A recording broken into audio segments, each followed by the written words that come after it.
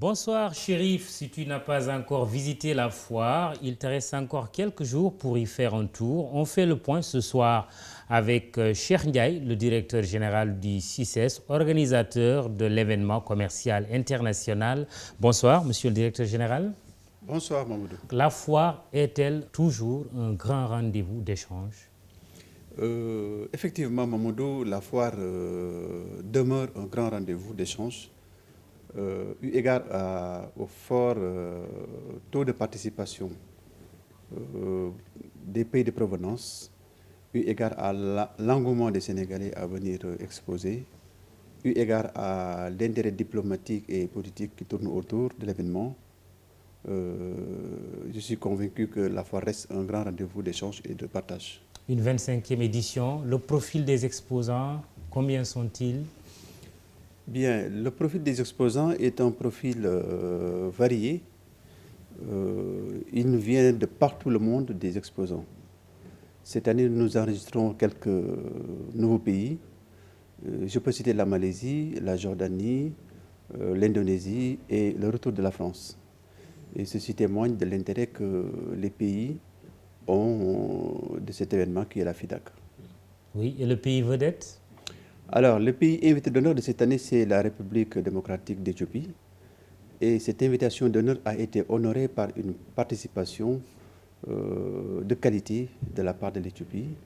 Le ministre d'État, ministre du Commerce de l'Éthiopie est venu au Sénégal, s'est déplacé pour la cause. Et ils ont vraiment honoré leur participation culturellement et de par la qualité de l'exposition.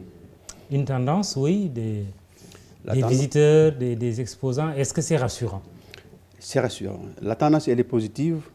Alors, mais à chaque FIDAK, le départ est un peu balbutiant parce que souvent, c'est l'impact du Magal qui agit comme ça.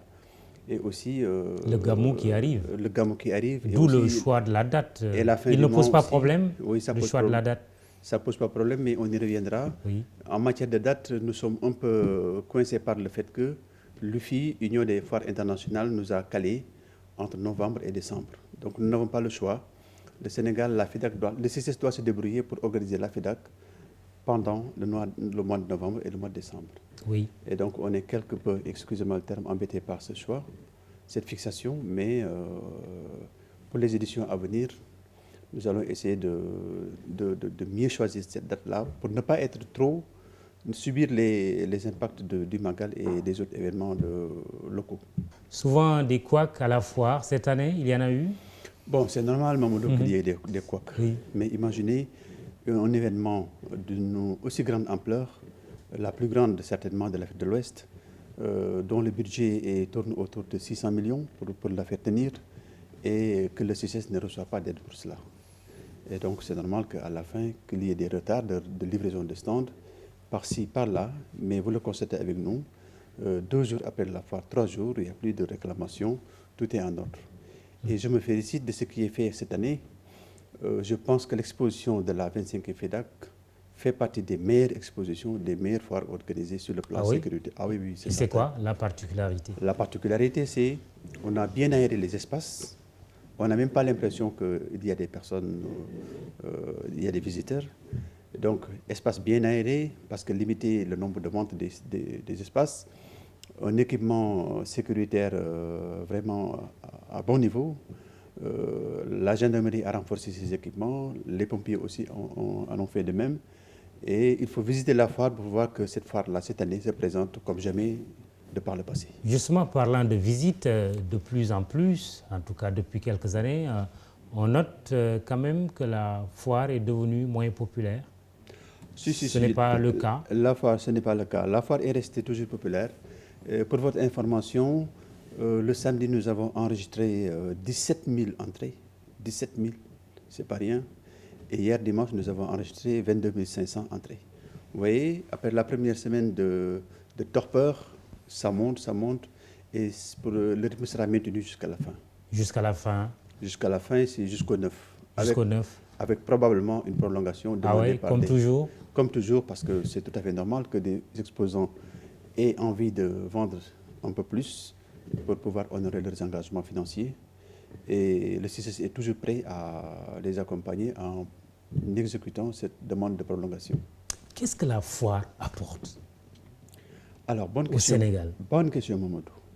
Moi, j'aimerais bien que les services compétents en la matière et dont la mission tourne autour de l'évaluation de l'intérêt de la FEDAC s'en préoccupent une fois pour essayer d'évaluer, de quantifier quel est l'apport de la FEDAC quelle est la contribution de la FEDAC sur la constitution du PIB national. Moi, je suis sûr, ce que je peux dire avec certitude, c'est que la FEDAC est un grand moment de respiration économique et financière du Sénégal. Il a des effets directs sur les exposants et les vendeurs, mais aussi il a des effets indirects sur d'autres personnes, d'autres Sénégalais. Je veux parler du transport, je veux parler des hôteliers, je veux parler des personnes qui exposent en dehors de la foire leurs marchandises. Certainement, c'est un grand moment de profit économique.